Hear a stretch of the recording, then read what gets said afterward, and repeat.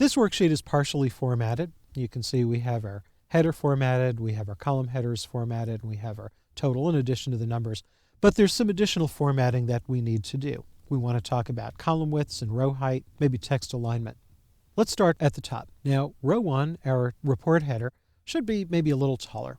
When your mouse becomes two-headed arrow here, it has to be on the border between the row 1 and row 2 header, and click and drag down to make the header a little taller. Click the header so it's selected, and it looks great, but it's down on the bottom. We want this to be vertically centered. So make sure you're on the Home tab, and in the Alignment section, these 3 buttons deal with vertical alignment. Click the middle one, and now it's aligned to the middle. Now we have some room. We could make it a little bigger. Choose a bigger font if you want. Maybe choose a different font altogether if you like. And keep in mind the fonts on this computer may be different from the fonts that are on your computer. Okay, now that looks a lot more like a report header. Let's deal with the column headers for the months and the total. Drag across these cells, and again on the Home tab in the Alignment section, you can click this button over here and that will align them to the center. Well, this column F is a little too narrow, so if you put your mouse pointer here on the border between the column F and the column G header, when your mouse pointer becomes that two-headed arrow, you could drag to make it wider, but you might have to guess how wide that's supposed to be. I'll just press Ctrl-Z to undo. When you get that two-headed arrow mouse pointer, double-click the mouse, and now that will automatically adjust that column so it's as wide as the widest item in that column, which happens to be the percent of total header.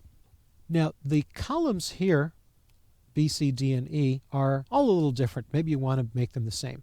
Put your mouse pointer here on the header for column B and just drag across to column E. We want to leave column E alone.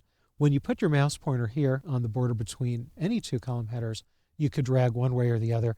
Now these columns are all the same width, but we want to make sure that we don't have any data cut off. When you scroll down here, you can see this date is cut off. That's what those pound signs mean. It's not an error, it just means there's not enough room to display that data. Well, we can select a few cells here, and then in the Alignment section, click Merge and Center, and then click that left align button so we don't have to worry about that too much. And let's just scroll up. Let me just show you another way that you can choose column width. Let's select these column headers, drag across. One way is right-click, and you can choose column width and type in a number. Cancel out, or again on the Home tab, go over here to the Cells section, click Format, and here we can choose row height, or we can choose column width, and it's the same dialog box. So whichever way you want to get it is fine. Well, let's take a look at the names of the cities here, and I'll scroll down a little bit. Let's say that we didn't just go to San Francisco, we went to San Francisco and Silicon Valley, and we went to Los Angeles and Orange County, and we want to specify that in those cells. We want to add the text here. Put your mouse pointer here after San Francisco and double-click to insert the cursor. Now, what happens if we simply type? We say San Francisco and Silicon Valley and press enter. Well, it's cut off because there's no room for that. So again, I'll just press Ctrl-Z to undo. Again, click over here after San Francisco, and we want to press Alt-Enter. That is, hold down the Alt key and press Enter. That's how you can force a line break in a cell. And now we can type and Silicon Valley. Press Enter. And that also applies a text wrap. So this column A is still a little too narrow, so let's make that column just a little bit wider so it fits. Great, it fits horizontally, but we have a little bit of extra space on the top. So put your mouse pointer here on the border between the row 6 and row 7 header. When your mouse pointer becomes a two-headed arrow, double-click, and now Excel automatically adjusts that row height. Let's try this again for LA. Double-click after Los Angeles, space, and now we'll press Alt-Enter, and we'll type Orange County, press Enter, and there we go. So now we've forced a text wrap in that cell.